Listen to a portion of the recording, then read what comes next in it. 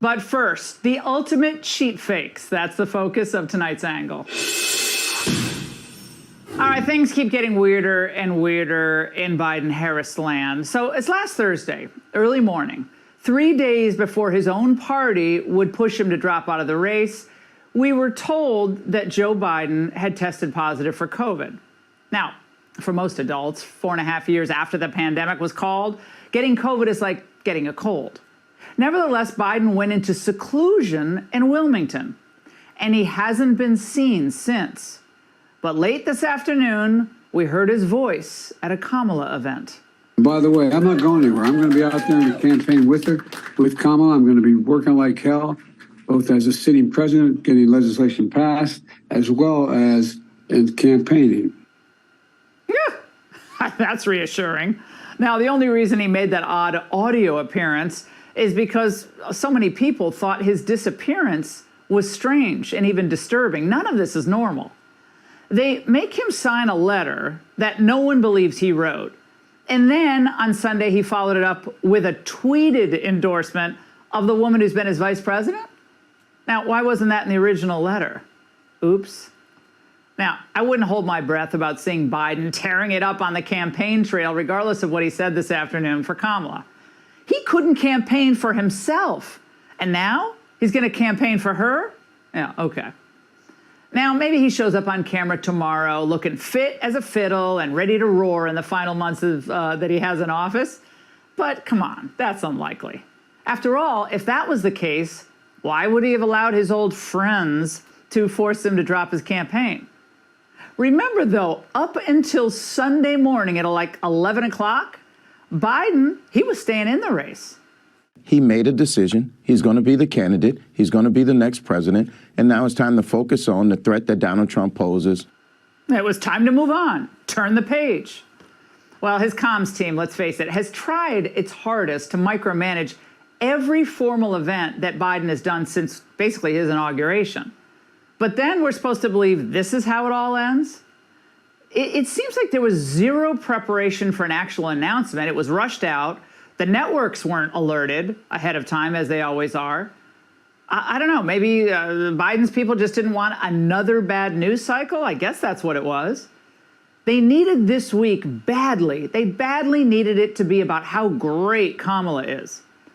But just as we saw with the lack of transparency over the attempted assassination of President Trump, which we're going to get to in this Kimberly Cheadle embarrassment shortly, conspiracy theories swirl in the absence of hard facts. And of course, we have no transparency here about Biden's condition whatsoever. So some Americans tonight, even with his audio, phone in to the Kamala event, people tonight are wondering, is Biden really okay? Is he even perhaps gravely ill? Yeah, come on, this has been the MO, though, of the Biden team, including Kamala Harris herself, for this entire administration. It goes something like this. Whenever they're questioned, whether it's on policy or Biden's medical condition, they deflect, demonize, and deny. No, the border is secure. Of course it's secure. There's no crisis. No, Ukraine isn't losing ground. They're winning. And no, Biden is not dropping out of the race. No, Biden is not impaired at all. It's all cheap fake. So it's conceal the facts and spin, spin, spin until the last possible second. That was Sunday, until they couldn't delay any further. So tell me, why should we trust a man who can't manage his own withdrawal from the campaign to run the country and be our commander-in-chief for the next 6 months? Every single person who saw Joe Biden knew that he wasn't capable of doing the job, and for 3 years they said nothing until he became political dead weight. That is not a way to run a country. That is not a way to run a political party. That is an insult to voters. Both Biden's absence and his presence is now signaling American weakness to our adversaries. And also, of course, it brings on the possibility of horrible outcomes over the next several months. So if we have a foreign policy crisis, if we have a financial crisis, a national security crisis, who's going to be making the big decisions? If Biden cannot discharge his duties, he needs to step down, and Democrats and Republicans together should be demanding that he step down. The White House isn't a nursing home. You don't get to live there because you're a nice old man who's been glad-handing in Washington for the past 50 years, and by the way, making your family rich in the process. This is literally the most important job in the world. And the fact is, Democrats have been willing to gamble, though, with our economy and our safety, frankly, for the past 3.5 years. They knew what Biden was all about. They knew he was in decline. And by the way, do you realize that the last time Biden was briefing House Democrats on Capitol Hill, about one of his main priorities was back in 2021. And we're only now learning that that briefing on Capitol Hill back in 2021 was a total disaster. He bungled it in trying to push his $1 trillion infrastructure bill, and Pelosi had to step in to take over. According to the Wall Street Journal today, in 30 minutes of remarks on Capitol Hill, Biden had spoken disjointedly and failed to make a concrete ask of lawmakers, according to Democrats in the room. After he left, a visibly frustrated Pelosi told the group that she would articulate what Biden had been trying to say. Now, they were hiding Biden's condition this entire time. And they were gaslighting all of us who were documenting his obvious decline. And those same people, those very same people, are now trying to convince us that Kamala Harris is some political juggernaut.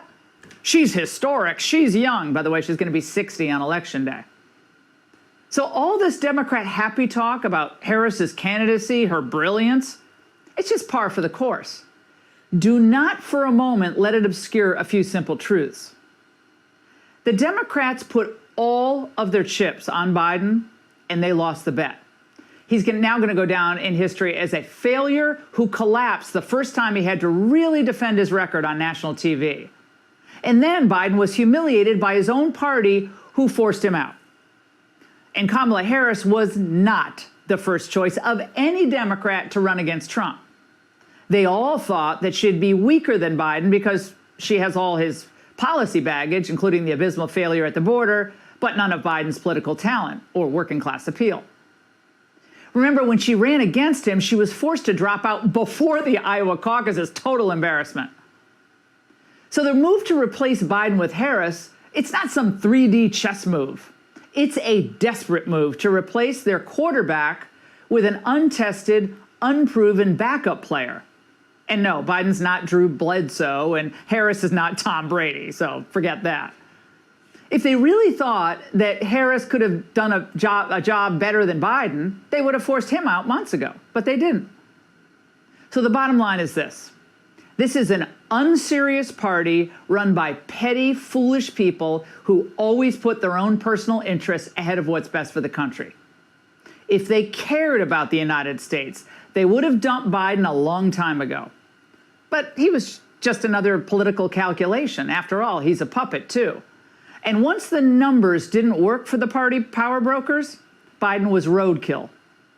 But the American people don't deserve the same fate. And I don't believe they're going to fall for the Kamala sneak either. And that's the angle. Hey, Sean Hannity here. Hey, click here to subscribe to Fox News YouTube page and catch our hottest interviews and most compelling analysis. You will not get it anywhere else. Axios reports that Biden took so long to drop out of the race because he had doubts that Kamala Harris could take on Trump. It was grim swing state polling that finally forced Biden to step down. Will Cain joins me now. Will, I don't see a ringing endorsement for Harris at this point. Do you? Not among the people that apparently call the shots in the Democratic Party, as you laid out wonderfully in your monologue. Stuart, she is still missing endorsements from Hakeem Jeffries, Nancy Pelosi, Chuck Schumer, Barack Obama. And one thing we've learned about the Democratic Party at this point is that it's not a party of the people, it's a party of the elites and the corporate media and the billionaire donors. I personally, Stuart, find it absolutely scandalous. And it is a scandal. The only problem is it's been competing with the scandal of an attempted assassination on the life of Donald Trump, that the people who helped perpetuate a cover-up of the senility and mental frailty of the President of the United States are those that stand to benefit. Kamala Harris knew, to your point, Stuart, and Kamala Harris took part in the cover-up. Now she gets to reap the rewards. The only thing more scandalous than this is a party that deletes the voter, ignores the primary, lets their future be decided by billionaires and corporate media and political elites, and does it while raising the banner of saving democracy. I mean, the only problem with, accurately I should say, pointing out the scandalous nature of each of these stories is they're competing with one another, and that's the insanity of the times that we're living in, Stuart. I agree with you. There's a real split in the party at this point. It's very visible. It seems to me it's the Clintons and Biden versus Obama and Pelosi and Schumer, a direct split. How do they bring that split together? How do they unify the party with 100 days to go to the convention? Or I'm sorry, to the vote? Well, boy, I think that's an incredible question, Stuart, that we might be asking here for the next couple of weeks, because in my informal survey of the rest of the corporate-owned media, Stuart, they're writing beautiful, beautiful obituaries this morning to Joe Biden. I mean, they're comparing him to George Washington. While they pull their knives out of his back, having ended his political career, now he's the greatest American that puts country above self. But I do find that fascinating that Barack Obama, I would say, very pointedly declined to endorse Kamala Harris. Maybe he'll jump in with the media. The media's jumped in with Harris, it appears, and maybe he'll jump in, although I think he fashions himself as a leader, not a follower for Democrats. If the Democrats ever conclude that Kamala Harris cannot win, and I think they're close to assuming that, then it's all over for Kamala, right? I mean, the name of the game in politics is winning elections. To the Oval Office, Kamala. Yeah. Yeah, well, look across the hallway at the dead body in the Oval Office, Kamala. You can see your future. If you don't poll well, they'll take you out. But on the bright side, they may call you a great American after they pull their knives from your back. Yeah.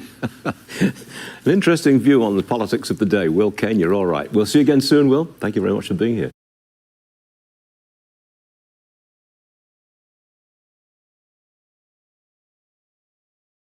Juggernaut, juggernaut. Conceal, conceal. Abysmal, abysmal. Bungle, bungle. Articulate, articulate. Scandalous, scandalous. Perpetuate, perpetuate. Reap, reap. Seclusion, seclusion. Obscure, obscure. If you enjoy this content, please consider subscribing to my channel to stay up to date with future videos. Thank you for watching.